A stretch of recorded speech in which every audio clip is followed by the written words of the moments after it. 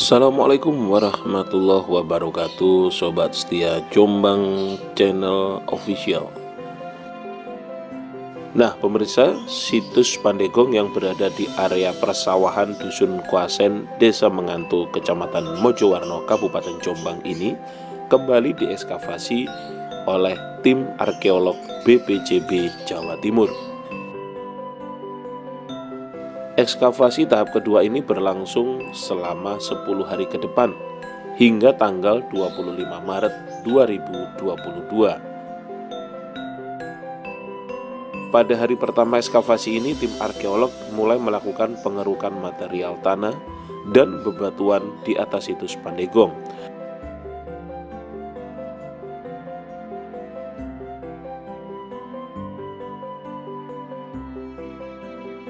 Selain itu, petugas juga melakukan pengukuran lokasi situs dan mencatat kembali sejumlah benda purbakala temuan dari ekskavasi.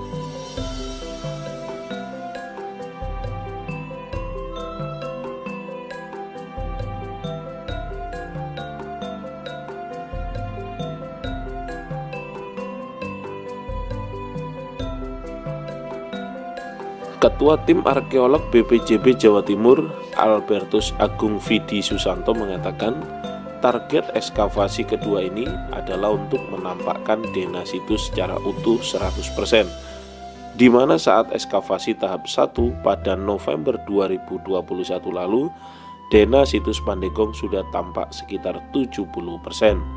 Secara teknis, ruas bangunan situs Pandegong terhitung 8,70 meter mulai sudut barat daya ke barat laut.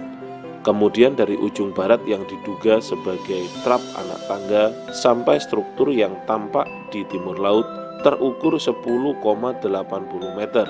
Sementara untuk tinggi bangunan sekitar hampir 2 meter ini termasuk tinggi, sehingga dari segala sisi masih terlihat adanya indikasi hiasan dinding pada dinding bata situs. Hari ini fokus di kegiatan apa?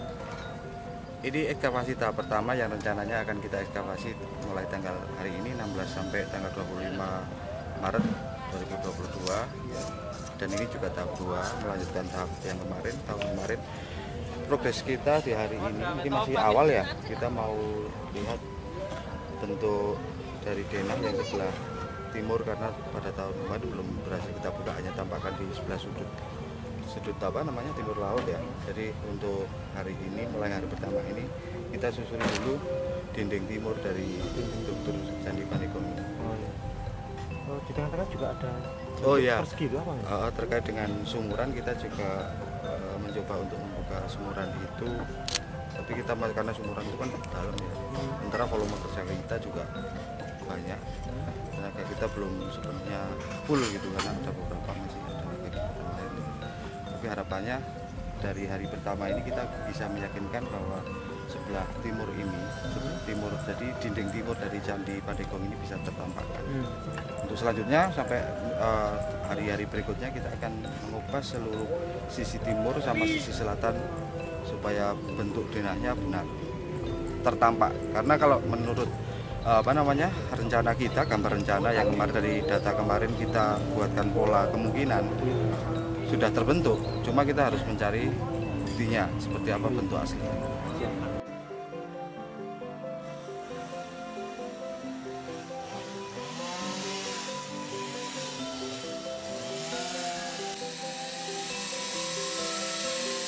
Nah pemirsa, pada ekskavasi kali ini tim arkeolog juga fokus membersihkan pohon-pohon yang tumbuh di atas bangunan utama yang dibangun pada era kerajaan Mataram kuno dengan Raja Empu Sindok pada abad ke-10 Masehi.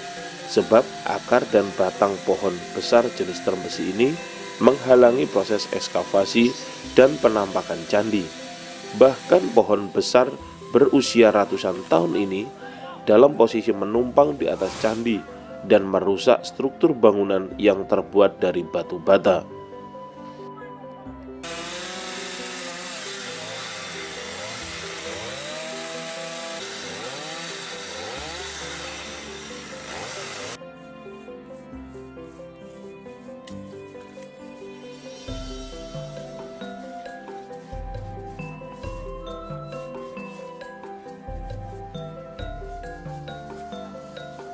Nah pemirsa, setelah memotong pohon besar, tim arkeolog dikejutkan dengan temuan adanya bekas tapak kaki binatang pada batu bata, serta temuan adanya batu Pranoto Mongso atau pengatur siklus musim tanam dan hujan.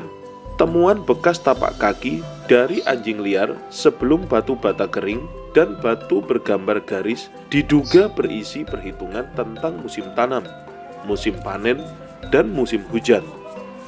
Atau dengan kata lain, batu bata bermotif bergaris ini dipastikan identik dengan candi untuk orang-orang terdahulu dalam memprediksi musim tanam, musim panen, paceklik, dan lainnya.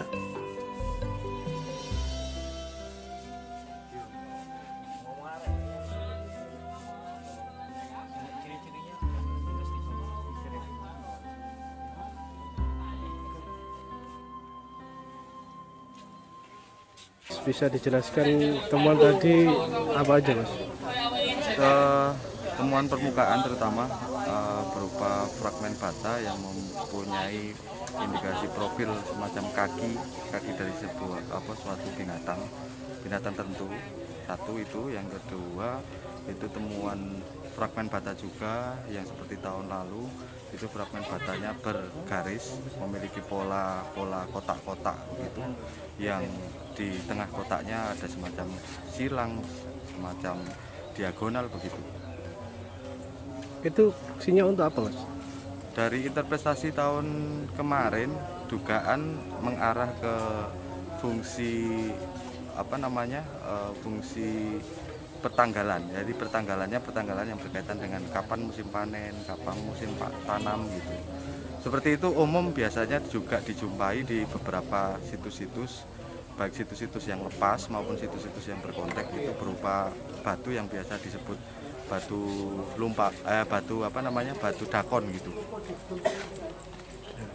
Itu yang pertama. Yang kedua tentang gambaran batu bata bercap kaki itu sebenarnya itu sama yang pernah kita temukan di situs Wotan Ngare. Jadi di sana juga ada bata yang kemudian memiliki cap kaki sebuah binatang gitu ya. Nah, dugaan sementara binatang itu adalah binatang anjing hutan, anjing liar gitu.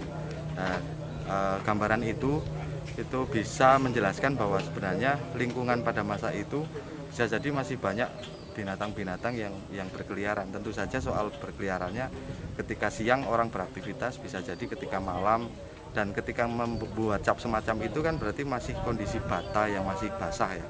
Jadi ketika dicetak kemudian dikeringkan, pada waktu itulah mungkin binatang-binatang datang melewati atau bagaimana, kiranya seperti itu.